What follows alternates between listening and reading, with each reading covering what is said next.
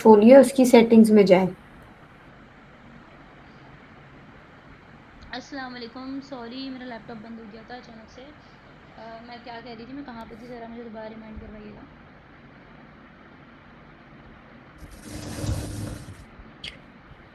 कहाँ तक आप लोगों ने आप बात जो की है थी? वो समझा रही थी कि अगर किसी का जूतों का ब्रांड है तो वो क्यों 2000 का जूता 4000 में सेल करेगा।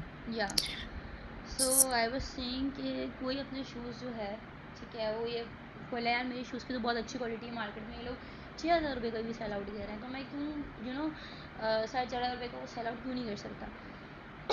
और मेरी क्वालिटी जूतों की बहुत अच्छी है, डिज़ाइन बहुत अच्छे हैं, कंफर्टेबल है। हम यहाँ पे अगर कुछ पॉइंट्स देखें, कंफर्टेबल है, डिज़ाइन बहुत अच्छा है, हाई क्वालिटी के मेरे शूज़ हैं, ये फ़ौरन से ख़राब नहीं होंगे, लॉन्ग लॉन्ग टर्म के लिए यूज़ हो सकते हैं ये। आप इसको जो पहन के पहाड़ों पे भी जा सकते हो, मतलब मैनी मैनी बेनिफिट्स। तो मैं मेरे मुझसे क्यों नहीं लेंगे? तो यार ये जो आपने अभी बेनिफिट्स बताए ना, ये अभी आपको पता है, ये आपके कस्टमर्स को नहीं पता। सारी बात ये है, जब ये सारे बेनिफिट्स आपके कस्टमर को पता चल जाएंगे ना, तब ये आपके बिकेंगे 6,000 रुपये में भी, समझ रहे हो? तो इस वजह से आपको शुरू में ना हमेशा एज अ ब्रांड ओनर आपको ऑडियंस बनानी पड़ती है, ठीक है। आपको थोड़ा सा प्राइसिंग में कम मार्जिन रखना पड़ता है। आपको शुरू से जो है ना अपने क्रिएटिव का एक तो गेम खेलना पड़ता है। आपने अपनी चीज़ें शुरू से एज अ न्यू ब्रांड, अगर आप चाहते हो आपका ब्रांड जो है ना लॉन्ग टर्म अच्छा चले, तो आपने हमेशा अपनी क्वालिटी में बिल्कुल भी कॉम्प्रोमाइज़ नहीं करना। आपने हर एक चीज़ अपनी टॉप नॉच लेके चलनी है। दैन डेफिनेटली एक टाइम आएगा जब आप 10,000 रुपये के भी जूते लाओगे और वो भी बिक रहे होंगे। आपकी मार्केटिंग स्ट्रेटेजी, आपका स्टाइल, आपकी हर एक चीज़ जो है ना अच्छी होनी चाहिए। तो इस तरीके से आप जो है ना ब्रांड को ग्रो करते हो। और अगर हम स्टार्टिंग में एड्स की जगह इन्फ्लुएंसर मार्केटिंग पे फोकस करें, पीआरस पे। देखिए इन्फ्लुएंसर भी कितना ही बड़ा इन्फ्लुएंसर ले आएंगे आप, ठीक है। तो शुरू में तो बल्कि मैं एक ऐसा ब्रांड ओनर को यही सजेस्ट करूँगी कि कभी भी शुरू में जो है ना अपने क्रिएटिव पे पैसा नहीं लगाओ। हमेशा अपने क्रिएटिव पे स्क्रिप्टिंग और स्ट्रेटजीज़ पे वर्क करो अपने क्रिएटिव पे, ठीक है। आप लिटरली अपनी एक वीडियो किसी ऐसे इंसान से ही बनाओगे ना जिसका शायद चेहरा भी किसी ने कभी नहीं देखा, पर अगर वो वीडियो बहुत टॉप नॉच हुई तो उसमें सेल्स बहुत अच्छे से आएंगी। सेम अगर आप वो वीडियो किसी लिटरली कोई किसी को 1 लाख रुपए दे के बना लो किसी इन्फ्लुएंसर से, क्योंकि 1 लाख रुपए भी आपसे कोई ऐसा फिरोज़ खान तो नहीं लेगा ना। 1 लाख रुपए कोई आपसे बिलाल अब्बास तो नहीं ले रहा, ठीक है। आपसे कोई सजल अली तो नहीं ले रही, हानिया आमिर तो नहीं ले रही। तो 1 लाख रुपए अगर आप लगा भी दोगे और आपको तब भी ये ऐसे इन्फ्लुएंसर मिल ही नहीं सकते, तो क्या फ़ायदा वो लाख रुपए लगाने का।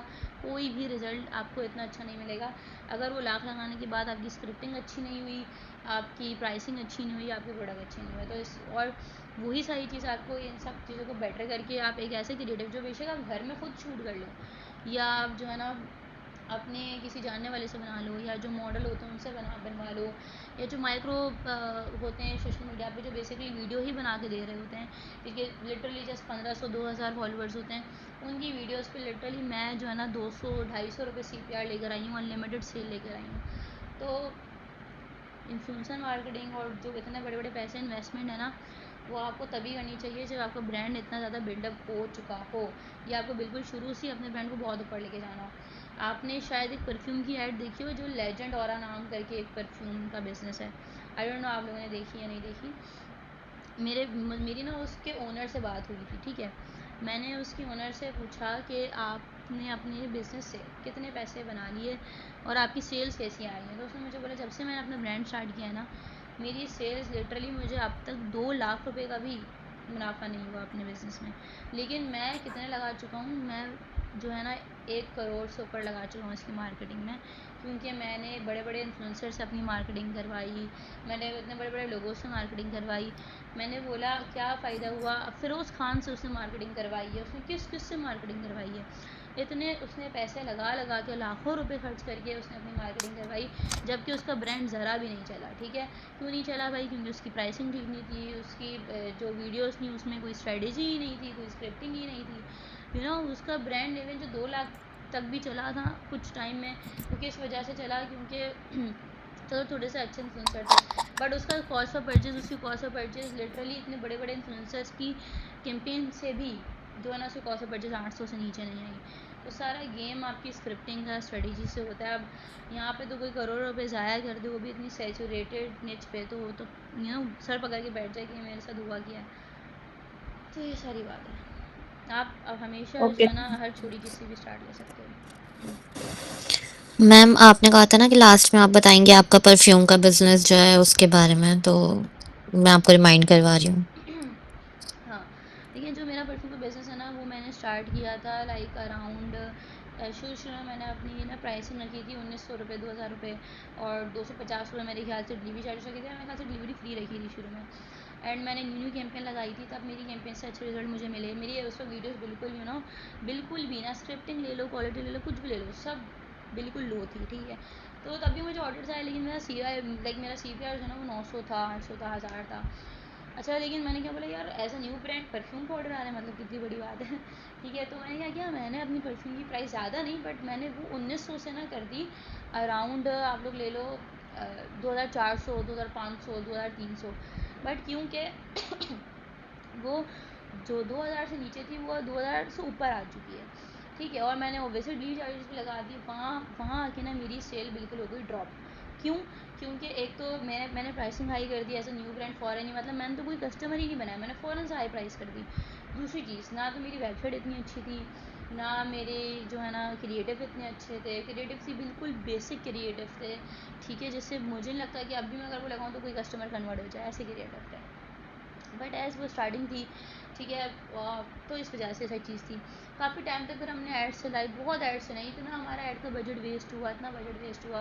दैन जा के ऑर्डर्स आते थे तो 2000 CPR, 3000 कॉस्ट पर, जिस एक टाइम इस तरीके का है। फिर हमने क्या करा, हमने अपनी स्ट्रेटेजी चेंज की। हमारा परफ्यूम का ब्रांड बनने के कितने टाइम बाद चला है, ठीक है। क्यों? क्योंकि फिर हमने खेला स्ट्रेटजीज पे। हमने सबसे पहले भाई अपनी प्राइसिंग कर दी। सबसे पहले हमने की अपनी प्राइसिंग 1700, 1600, 1800, ये प्राइसिंग हमने कर दी, बिल्कुल ही जब स्टार्ट किया था उससे भी कम प्राइसिंग कर दी। दूसरा हमने ये किया, हमने डिलीवरी चार्जेस बिल्कुल ख़त्म कर दिया। मतलब वैसे ही हमने प्राइसिंग इतनी कम कर दी, फिर डिलीवरी चार्जेस भी हटा दिए बिल्कुल ही।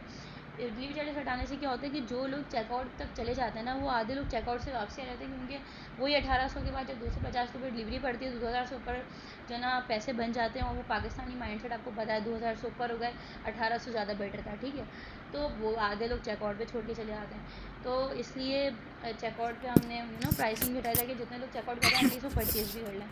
तो हमने डिलीवरी चार्जेस भी हटा दी, हमने प्राइसिंग कम कर दी। तीसरी चीज़ हमने ये किया, हमने 30 ml लॉन्च किया कि यार अगर कोई 50 ml नहीं लेना चाह रहा या बंडल नहीं लेना चाह रहा, तो वो जो है ना 30 ml परचेज़ कर ले, मतलब कुछ ना कुछ ख़रीद के जाए। 30 ml हमने लॉन्च की, उसकी प्राइस हमने देखी 1250, 1200, 1280, ठीक है। हमने ये 3 चार्जेस की। फिर हमने खेला क्रिएटिव पे। अब क्रिएटिव जो है ना शुरू में बहुत बहुत ही low quality creative, no scripting, nothing. फिर हमने जो है ना क्रिएटिव बनाया स्टूडियो से। अब स्टूडियो के नाम से आपको लग रहा होगा कि हमने 30-40 हज़ार रुपये क्रिएटिव बनाया, पर हमने एक ऐसे स्टूडियो से क्रिएटिव बनाया जिस स्टूडियो का शायद नाम भी किसी को नहीं पता होगा, ठीक है। बट क्योंकि वही बोलते ना कितनी जगह यहाँ पे ऐसी जिनका नाम नहीं है पर काम है, ठीक है, क्योंकि उनका उनका न्यू होता है सब कुछ। और आधे लोग होते हैं जो सोशल मीडिया पे नहीं आते। अब आप यहीं से ले लें कि हसनैन सोशल मीडिया पे इतने ज़्यादा हैं, मैं सोशल मीडिया पे इतना कम हूँ, लेकिन मेटा कौन पढ़ा रहा है आपको? हसनैन, मैं मजाक कर रही हूँ, सब मजाक। अच्छा, तो जो है ना, आई वॉज टॉकिंग अबाउट ये, तो मैंने ना उस तो मैंने उस स्टूडियो से ना मतलब अपनी वीडियोस वगैरह बनाई, ठीक है। और लाइक वीडियोस कितने की बनी होगी, लाइक समझ लो 10,000 रुपये की, 20,000 रुपये की 2 वीडियोस बन गई, या चलो 25,000 रुपये की 2 वीडियोस बन गई। अब इससे क्या हुआ, ये उससे बेटर थी जो 30-40 हज़ार रुपये लगा के हम एक वीडियो बनाते। अब उस वीडियो में स्क्रिप्टिंग भी इंक्लूडेड होती है, उन्होंने स्क्रिप्टिंग भी दी। अच्छा, तब भी जो है ना हमारी कॉस्ट ऑफ परचेस, फिर है ना हमें सेल आना शुरू हो गई। हमने इतनी सारी स्ट्रेटजीज एक साथ अप्लाई की, हमने बॉटल चेंज की, हमने वेबसाइट दूसरी बनाई, हमने इतनी सारी चीज़ें चेंज की हैं कि बस हमने फिर फाइनली ये स्ट्रेटजी के साथ अपने ब्रांड को लेके चले, ठीक है। अच्छा, फिर उसके बाद हमने लाइक ना अपनी परफ्यूम के साथ एक हम गिफ्ट भी ऑफ़र कर रहे हैं, मतलब मल्टीपल हमने स्ट्रेटजीज़ लगाई हैं। उसके बाद वो स्टूडियो वाली पे अब अच्छा, हमें अब ऑर्डर्स आना शुरू हो गए। अब ऑर्डर्स आने के बाद भी हमारी जो कॉस्ट ऑफ परचेस थी ना, वो 800 से नीचे नहीं आ रही थी, मैक्सिमम भी 750। यार अब हमने ऑलरेडी इतनी प्राइस कम कर ली, डिलीवरी चार्जेस भी है, फिर अगर कॉस्ट ऑफ परचेस ही इतनी है और परफ्यूम हमें फॉर एग्जांपल 50 ml की 900 रुपये की पड़ रही है, अगेन वही बात है, प्रॉफिट कहाँ है हमारा। मतलब हमने वैसे भी ये सोचा हुआ था कि 200-300 प्रॉफिट के साथ लेके चलेंगे, क्योंकि पहले कस्टमर बनाएंगे, जब ब्रांड बन जाएगा ना तब उस पर जो है ना फिर हम प्रॉफिट भी खेलेंगे, सही है। लेकिन अब भाई 200-300 भी बने ना, लॉस तो नहीं हो, क्योंकि रिटर्न भी आते हैं फिर सामने से। फिर हमने जो एक और चीज़ सीखी, फिर वो वीडियोज़ भी ना मतलब इतना काम नहीं कर रही थी। फिर हमने एक और चीज़ ये की कि हमने बनाई एक मॉडल से वीडियोज़, ठीक है। उसके फॉलोअर्स भी कोई इतने नहीं है, बहुत ही कम फॉलोअर्स हैं, कुछ भी नहीं है, लेकिन वीडियोस बड़ी अच्छी बनाता है, स्क्रिप्टिंग बहुत अच्छी करता है। उसे भिजवाई परफ्यूम्स, उससे बनवाई वीडियोस। उस लिटरली वीडियोस पे जो कॉस्ट पर परचेज आ रही है और जो हमारे माशाल्लाह से ऑर्डर्स आ रहे हैं, वो यहाँ पे आपके सामने है, ये आपके सामने है, ठीक है। तो आपको क्या करना होता है, आपको स्ट्रेटजीज पे खेलना होता है। अभी भी अगर हम चाहें, हम बंडल्स पे चले जाएं डायरेक्ट, हमारी जो है ना प्राइसिंग जो है वो 4000 पे आ जाए, जो हमारा कॉस्ट है। बट क्यों नहीं जा रहे बंडल पे, क्योंकि भाई देखो, बंडल भी उस ब्रांड से तभी आप बाय करोगे ना जिसकी आपने ऑलरेडी चीज़ यूज़ की हुई हो। तो अब हमारा गोल क्या, हमने बनाने कस्टमर, हमने खेलना है कितने प्रॉफिट पे, 400 के प्रॉफिट पे, 300 के प्रॉफिट पे, इस प्रॉफिट पे खेलना है। तो इस तरीके से जब आप एक ब्रांड को स्ट्रेटजी के साथ लेके चलते हो ना, तब जाके आपका ब्रांड चलता है। सेम एक और एग्जांपल है, मेरे पास एक ज्वेलरी का ब्रांड आया था, ठीक है। हसनैन को भी पता है, जो स्पार्कलिंग स्टाइल्स का है, इनकी एजेंसी का ही वो ब्रांड है, ठीक है। उनमें क्या था, उनकी ज्वेलरी की सेल्स आती ही नहीं थी। आती थी तो कितने की कॉस्ट ऑफ परचेज, 2000 1800 रुपये, मतलब इतनी ज़्यादा इनकी कॉस्ट ऑफ परचेज थी। हमने क्या करा, हमने कुछ भी नहीं किया। हमने ना उनकी एक तो क्रिएटिव्स अच्छे करवाए, उनके इतने टॉप नॉच क्रिएटिव बनाए, और मज़े की बात पता है क्या, उनका एक भी क्रिएटिव किसी भी इन्फ्लुएंसर या किसी ने भी नहीं बनाया, उन्होंने खुद बनाया। बट बनाने, क्योंकि ज्वेलरी में क्या यार, ज्वेलरी में आपको अपने हाथ चाहिए और ज्वेलरी चाहिए, और कुछ भी नहीं चाहिए, ठीक है। लिटरली अब तक मैंने उनका कोई भी फेस वाला क्रिएटिव यूज़ ही नहीं किया ज्वेलरी का, और उनकी इतनी ज़बरदस्त कॉस्ट ऑफ परचेज और सेल आ रही है ना कि बस। हमने दो चीज़ें की एक तो ज्वेलरी को देखो सिंपल परफ्यूम की तरह, अगर हम ज्वेलरी को ना सेपरेटली सेल आउट करेंगे ना, तो फॉर एग्जांपल हमारी जो प्राइस है वो 1400 रुपीज़ है, ठीक है। और चलो उस पर मेरे 400 कॉस्ट ऑफ परचेस आ भी रही है, तब भी हमें क्या ही प्रॉफिट हो रहा है इस ज्वेलरी पे। तो ज्वेलरी पे भी ना मार्जिन का काफ़ी इशू होता है, इसलिए मैंने जो सबसे पहले उन पर स्ट्रेटजी अप्लाई की, वो की कि हम इसको सेल आउट करेंगे बंडल पे। हम विदाउट बंडल ज्वेलरी को सेल आउट नहीं करेंगे, हम किसी सिंगल प्रोडक्ट को सेल आउट नहीं करेंगे। तो सबसे पहले गए हम बंडल पे। बंडल पे जाने से क्या हुआ, डायरेक्ट जो है ना 1400 से प्राइस कहाँ पे आ गई, 3000 3500 4000 3000 पे आ गई, ठीक है। तो ऑटोमेटिकली हमारी प्राइसिंग बढ़ गई कि यार अगर हमें 500 600 भी कॉस्ट ऑफ परचेस आ रही है, तो हमें तब भी अच्छा प्रॉफिट हो रहा है। दूसरी चीज़ हमने की, उनकी क्रिएटिव पे खेला। हमने उनको बोला कि यार ज्वेलरी क्रिएटिव ना खुद से घर पे बना सकते हो, आपके पास एक अच्छा मोबाइल होना चाहिए और एक अच्छा हाथ होना चाहिए बस। और अच्छा हाथ लड़कियों के पास ऑलरेडी होता है, बस दैट्स इट। आपने जो है ना उस पर क्या किया, आपने ज्वेलरी पहन के दिखा दिया। हम जो है ना कभी भी ज्वेलरी में हमेशा एक बात याद रखिएगा, कभी भी as a new brand jewellery में रिंग्स पे नहीं जाना आपने। रिंग्स पे ना 100 लोगों को साइज़ का मसला होता है। एज अ न्यू ब्रांड आपने ज्वेलरी पे जाना है, ब्रेसलेट्स पे, नेकलेस तो सबसे टॉप नॉच चलते हैं ज्वेलरी में। ब्रेसलेट्स पे, नेकलेस पे, इयररिंग्स पे, ये आपकी टॉप नॉच चलते हैं हमेशा ज्वेलरी में, ठीक है। आप इन तीनों चीज़ों को लेके चलो, इनके बंडल्स बनाओ, पूरी कलेक्शन के लिंक लगाओ, इनकी वीडियोस इतनी टॉप नॉच बनाओ। मैं आपको स्क्रीन शेयर करके दिखाती हूँ कि मैंने किस तरीके से उनसे घर पे बैठे बैठे ही किस तरीके की ज्वेलरी की वीडियोस बनाई हैं। और अब जो है ना लिटरली वो मेरे पास आई थी कितने बजट पे, मंथली 30-40 हज़ार के बजट पे, और अब मैंने उनका ना लाख रुपये बजट भी लगा दिया monthly, and she is not saying me anything. क्योंकि उनकी बहुत अच्छी सेल्स आ रही है। उनको 100 हमने बहुत अच्छे ऑर्डर्स ला के दिए, जहाँ इनके ऑर्डर्स आ भी नहीं रहते हैं। कॉस्ट ऑफ परचेज भी बहुत अच्छे से ला के दी है, ठीक है। ये उनकी जो है ना अब रीसेंट वीडियोज़ हैं जो मैंने उनसे बनवाई हैं।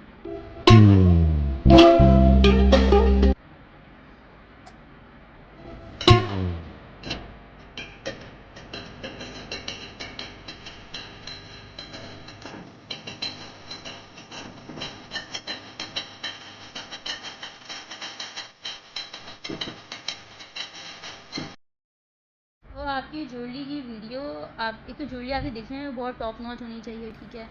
आपकी देखने में बहुत अच्छी होनी चाहिए, दूसरी आपकी वीडियोस बहुत अच्छी होनी चाहिए। और ये देखो, ये वाली वीडियो देखो।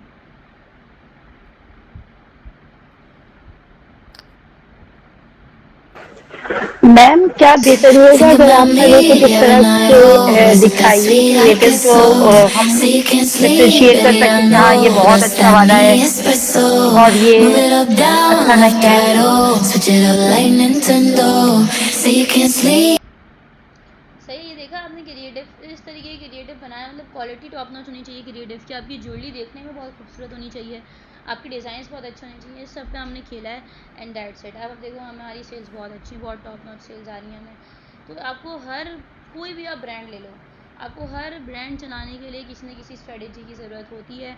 अभी हमारे पास जो है ना फिटवेयर का ब्रांड है, वो भी हसनैन के बेस्ट फ्रेंड का ब्रांड है वो, ठीक है, दोस्त का ब्रांड है। तो उसमें भी क्या, उनकी भी सेल क्या दिन में 3-4 ऑर्डर आ रहे थे। हमने क्या स्ट्रेटेजी की, हमने एक तो प्राइसिंग कम कर दी थोड़ी सी, इतनी ज़्यादा उनकी खैर प्राइसिंग कम नहीं की, बट हमने ना उनके डिलीवरी चार्जेस ख़त्म कर दी। क्योंकि मैंने आप ना हमेशा इशू को देखते हो, क्या इशू आ रहा है, किस वजह से कम आ रहे हैं। जब मैं आपको मैट्रिसेस देखना बताऊँगी इंशाल्लाह, तो आपको पता चल जाएगा कि क्या क्या इशूज़ हमें फेस करने को मिलते हैं और किस इशू को किस तरीके से सॉल्व किया जाता है। तो इनको इशू ये था कि चेकआउट से ना काफ़ी ज़्यादा लोग चेकआउट कर रहे थे और परचेज़ बहुत कम लोग कर रहे थे। तो वहाँ से मैंने ये चीज़ पकड़ ली कि भाई लोगों को डिलीवरी चार्जेस का इशू आ रहा है, जबकि उनके 250 ही थे जो हर स्टोर के होते हैं। बट क्योंकि उनका ब्रांड भी इतना ज़्यादा नोन नहीं है ना कि बिल्कुल ही हर बंदा ख़रीद ले, तो मैंने कुछ नहीं किया, मैंने उनके डिलीवरी चार्जेस माइनस कर दिए, दैट्स इट। That's it. उसके जहाँ पे उनके 4-5 ऑर्डर्स आ रहे थे, वहाँ उनके 9-10 ऑर्डर्स आ रहे हैं। तो आपको हर चीज़ के लिए एक स्ट्रेटेजी अप्लाई करनी पड़ती है और इशू देखना पड़ता है कि इशू कहाँ पे कर रहा है वो ब्रांड। अच्छा, हो रहा है मुझे इमरजेंसी कॉल करनी है, 5 मिनट में रिजॉइन करो। जी जी। अगर हम किसी इन्फ्लुएंसर से फ्री में करवा लेते हैं, तो क्या हमें वो ड्रेस जिसकी हमने वीडियो बनवाई, उस तरह के कुछ ड्रेसेस हमें अपने पास रखे होंगे एक्स्ट्रा, या हम रैंडमली सेल करेंगे? मुझे ना आपकी बात समझ ही नहीं आई। मतलब एक इन्फ्लुएंसर से आप वीडियो बना रहे हो फ्री में, ठीक है, वो जो ड्रेस है आपको उस वीडियो में, उसे कुछ ड्रेसेस हमारे पास, समझ नहीं आ रही आपकी बात। मतलब ऑब्वियसली हम जब किसी को ड्रेस दे रहे हैं तो वो ड्रेसेस हमारे पास स्टॉक में होंगे तभी तो हम दे रहे हैं ना, हमें वो सेल आउट करने तो, या कोई और सवाल है आपका? अच्छा मैम, जो परफ्यूम ब्रांड होता है एक नॉर्मल, उसका एवरेज सीपीआर कितना होना चाहिए? देखो सीपीआर जो है ना वो हमेशा प्राइसिंग पे डिपेंड करता है। आपका जो प्राइसिंग है ना, समझ लो उसका 10% होना चाहिए, उसका मैक्सिमम 15% होना चाहिए आपकी कॉस्ट ऑफ परचेज। जैसे अराउंड 2000 2020 200, तो उसका सीपीआर 200 to 220 होना चाहिए। हाँ, पर इतना कम सीपीआर आपको अब मेटा देगा नहीं, तो आप 300 ले लो उसका सीपीआर। इसीलिए जब हमारे पास कम प्राइसिंग वाली चीज़ होती है तो उसमें हम जो है ना बंडल्स और इन चीज़ों पे खेलते हैं, ताकि हमारी अगर कॉस्ट ऑफ परचेज मेटा में 400 450 500 भी दे रहा है, तब भी हमें प्रॉफिट हो अच्छा। मैम मैं ये कहना चाह रही थी, क्या ऐसा पॉसिबल है कि आप हमें कुछ क्रिएटिव दिखाए जिससे हम डिफरेंशिएट कर सकें कि हाँ ये बहुत बेस्ट क्रिएटिव है इस एक खास नीच में, और ये जो है बहुत अजीब सा क्रिएटिव है, इस पे सेल्स नहीं आएंगी। हम जो ना क्रिएटिव पे पूरी क्लास करेंगे ना इंशाल्लाह। क्रिएटिव ना हमारी सबसे लास्ट क्लास में बात होगी इंशाल्लाह हमारी क्रिएटिव पे, क्या क्या क्रिएटिव की स्ट्रेटेजी, क्रिएटिव होना कैसे चाहिए, इन सब पे मैं आपसे लास्ट क्लास में बात करूँगी। और फिर माह रमजान तो खत्म हो जाएगा, फिर सेल हम अगले साल लेकर नहीं, तो अभी आपके पास जो क्रिएटिव है और जो चीज़ें उस पर वर्क करें ना आप लोग। देखो क्रिएटिव ना प्रॉब्लम सॉल्विंग होना चाहिए, ठीक है, आपका क्रिएटिव दिखने में अच्छा होना चाहिए। क्रिएटिव की क्वालिटी मैं ये नहीं कह रही DSLR मिररलेस कैमरा वाली होनी चाहिए, लेकिन एक आईफोन वाली होनी चाहिए लाजमी, ठीक है। बिल्कुल ही अगर आपकी वीडियो अच्छी नहीं दिखेगी ना, तो मेटा उसको ना खुद ब खुद इतनी अच्छी ऑडियंस को ना रिकमेंड नहीं करता। दूसरा, आपका प्रोडक्ट बहुत अच्छे से दिखना चाहिए, ठीक है। तीसरा, आपकी उस वीडियो में कुछ ना कुछ प्रॉब्लम सॉल्विंग चीज़ होनी चाहिए, या आपका यूनिक सेलिंग पॉइंट होना चाहिए। आपकी वीडियो जो आपका क्रिएटिव है वो 30 सेकंड से बड़ा नहीं होना चाहिए, 20-25 सेकंड इज़ गुड इनफ, ठीक है। स्क्रिप्टिंग अच्छी होनी चाहिए अगर वॉइस के साथ है क्रिएटिव। प्रोडक्ट प्रॉपर विजिबल होना चाहिए, उसके बेनिफिट्स होने चाहिए, यही सारी चीज़ें होती हैं जो क्रिएटिव में होना ज़रूरी है। अगर हम किसी अच्छा, आपने स्टार्ट में कहा था कि मैं आपसे अपना स्टोर शेयर कर दूं, तो आप देख के थोड़ा सा बताएंगी। मैं आपको ग्रुप के ऊपर भेजती हूँ लिंक, आप वहां से ऑन कर लें, उसको ओपन करके देख लें। जी जी, आप मुझे भेज दीजिएगा, मैं आपको इंशाल्लाह बता दूँगी। अभी बता दो, मैं मैम डिस्कस कर लूँ। अच्छा, आप मुझे भेजिए, मैं देखती हूँ। जी जी, कौन बोल रहा था? मैम मैं कह रही हूँ, मेरा आज की क्लास से वो सवाल है कि ये जो मैंने सेटिंग्स पे गई हूँ और मैंने बिजनेस पोर्टफोलियो यहाँ पर, तो ये पिक्सेल्स अगर मेरी वेबसाइट नहीं है तो मुझे नहीं दिखेंगे। पिक्सल का ऑप्शन दिखेगा, लेकिन पिक्सल बना हुआ नहीं दिखेगा ना, आपने बनाया नहीं पिक्सल का होगा। ऑप्शन नहीं दिख रहा, ये मैं कह रही हूँ, किधर से डेटा सेट दिखेगा? एंड पिक्सल का ऑप्शन नहीं दिख रहा। नहीं दिख रहा। मेरे पास सिर्फ एक तो मेरे पेज का नाम है, फिर इसके बाद business portfolio, business add account वगैरह एसेट्स कुछ है। बनाया हुआ है आपने? सब कुछ किया हुआ है? एड अकाउंट नहीं, कभी नहीं बनाया। हाँ, पहले आप सब कुछ बना लो, जब सारे स्टेप्स हो जाएंगे ना, पेमेंट इन्फो भी ऐड हो तो क्या होगा, तब वो विजिबल हो जाए आपके पास ऑप्शन।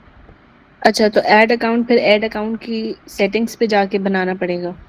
हाँ, या ठीक है, सही है। सही है। अस्सलाम वालेकुम हुरैन। वालेकुम अस्सलाम। अच्छा, मेरा यार एक क्वेश्चन है कि ये जो जैसे आप अभी फर्स्ट क्लास में जो कह रहे थे कि जो है आप अपना न्यू अकाउंट बनाओ, न्यू फेसबुक अकाउंट बनाओ, एंड देन आप उसके ऊपर थोड़ा लाइक ऐसी स्क्रॉलिंग वगैरह और करो, और अभी मेटा बिजनेस सूट को मत छेड़ना, और फिर थोड़े टाइम बाद जाके 1-2 हफ्ते बाद जाके आप बनाओ, राइट?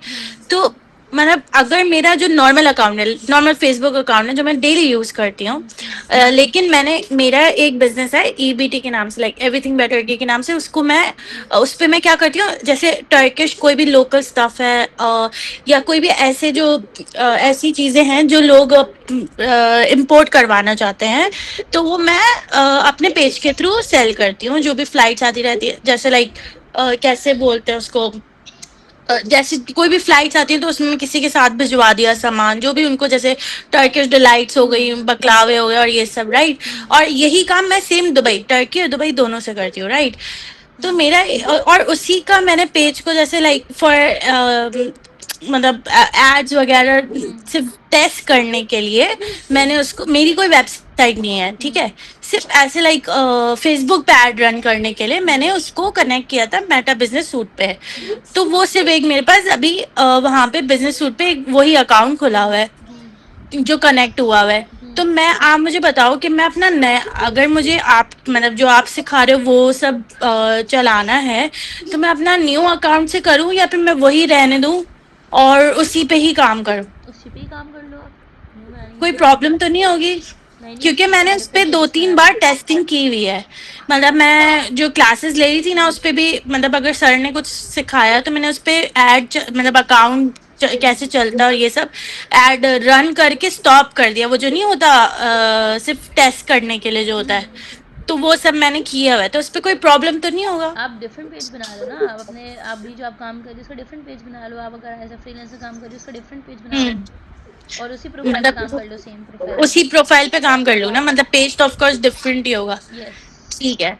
और ये और कोई ऐसा है मतलब हो सकता है कि हम अगर हमें अगर पेज डिलीट ही करना हो, उससे हटाना ही हो, तो वो कैसे हटाएंगे? वो भी सेटिंग्स में जाके हो जाएगा। आई गेस मैंने बताया भी था, डिलीट का ऑप्शन आता है आपका अच्छा, सेटिंग में। चलो ठीक है, रिकॉर्डिंग वापस देखूंगी। अच्छा, एक और चीज़ ये जो मैं आपको ईबीटी का बता रही थी, तो इस पे क्या होता है कि जैसे आप फॉर एग्जांपल एक प्रोडक्ट है अलमराई का, चीज़ है, ठीक है, चीज़ है, और अगर एक बंदे को दुबई से पाकिस्तान मंगवानी है और मैं बेच रही हूँ ये सब, अब मेरा जो है ना अकाउंट बहुत अच्छा चल रहा है, मेरे पास कस्टमर्स बहुत अच्छे हैं एज कम्पेयर टू जो मैं अगर जैसे 2 से 3 बार भी अगर महीने में काम कर लूँ ना, लाइक लगा के, क्योंकि मेरा 15 डेज ड्यूरेशन होता है डिलीवरी का, क्योंकि ऑफकोर्स वो फ्लाइट्स वगैरह का जो सीन होता है। तो मेरा क्या सीन है कि मैं अगर 2 से 3 बार ही काम करूँ, मैं अच्छा खासा जैसे 4-5 लाख कमा लेती हूँ, ठीक है। लेकिन अगर मैं क्योंकि मैं, मेरी कोई वेबसाइट नहीं है और क्योंकि मैं जो है अभी कोई ऐसा एड्स रन करने वाला कोई सीन कर नहीं रही, तो अगर मैं कल को वेबसाइट बनाती हूँ तो उस पर कोई ट्रेडमार्क इशू आएगा? क्योंकि मैं प्रोडक्ट्स लिस्ट करूँगी और अगर एड रन करूँगी तो उस पर ट्रेडमार्क इशू आएगा? प्रोडक्ट पे लगेगा, ब्रांड नेम नहीं लिखिएगा ना, तो नहीं आएगा। तो अगर मुझे जैसे जैसे कैसे बताऊँ, हाफिज मुस्तफ़ा का बकलावा बेचना है, तो मैं कैसे उसको मेंशन करूँ? नहीं, आप जो नाम है ना, नाम पे आप सिर्फ बकलावा लिखेंगी। आप डिस्क्रिप्शन पे ये चीज़ लिखेंगी कि ये इसका है। पिक्चर्स पे तो कोई प्रॉब्लम नहीं होती? नहीं, पिक्चर्स पे नहीं होगा। और क्रिएटिव्स वगैरह मैं जैसे भी बनाऊँ उस पर कोई प्रॉब्लम नहीं आएगी? क्रिएटिव पे भी ना आप बोल जरूर दीजिएगा ये चीज़, लेकिन ना टेक्स्ट पे नहीं लिखिएगा। अच्छा, मैं बोल सकती हूँ, मैं टेक्स्ट नहीं लिखूँ उसका? Yes yes. ठीक है, ठीक है, थैंक यू सो मच।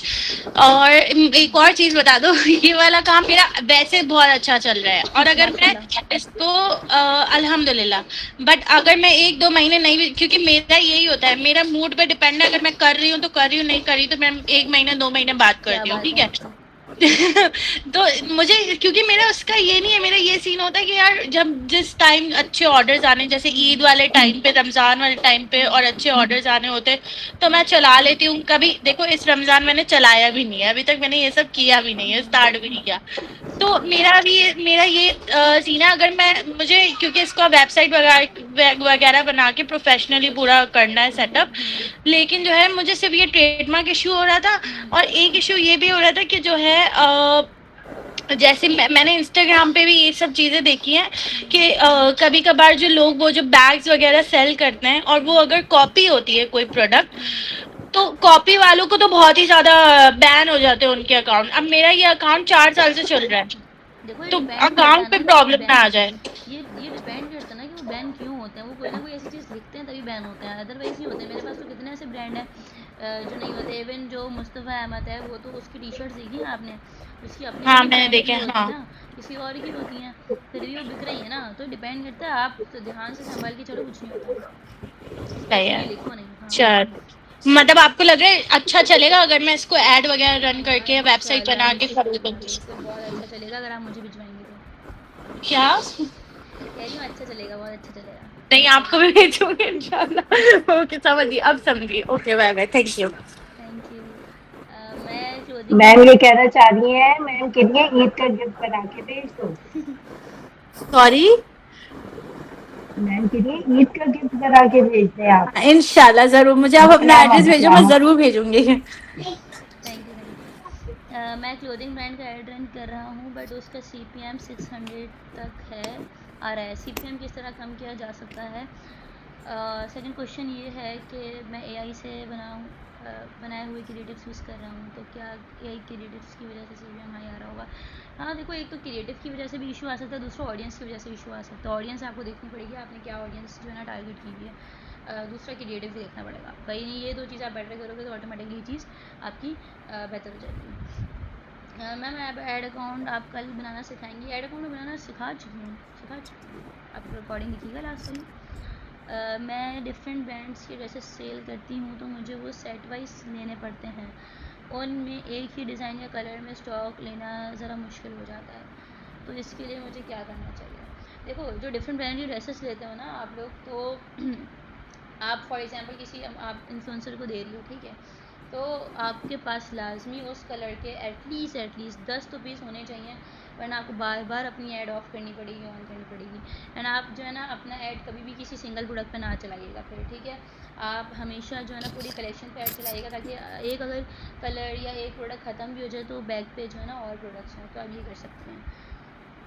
बाकी जो बिल्कुल ही एक पीस बचा हो, उसको कभी भी किसी को आपने नहीं देना है वीडियो बनाने के लिए, क्योंकि कोई फ़ायदा नहीं है। मेरी वेरिफिकेशन नहीं हो रही, सर नेम लिखा आ रहा है, मेरा कोई नहीं है, CNIC पर लिखा हुआ, खाली मरियम नेम लिखा हुआ है। तो आपने दोनों जगह सेम नेम ही लिखना है, फेसबुक पे भी और NIC पे भी, तब जाके आपको वेरीफाई होगा। मेरा इंस्टाग्राम चेक कीजिए, रिव्यू दें प्लीज़, मैंने शेयर किया है ग्रुप पे। ओके ठीक है, एक सेकेंड रुकिए।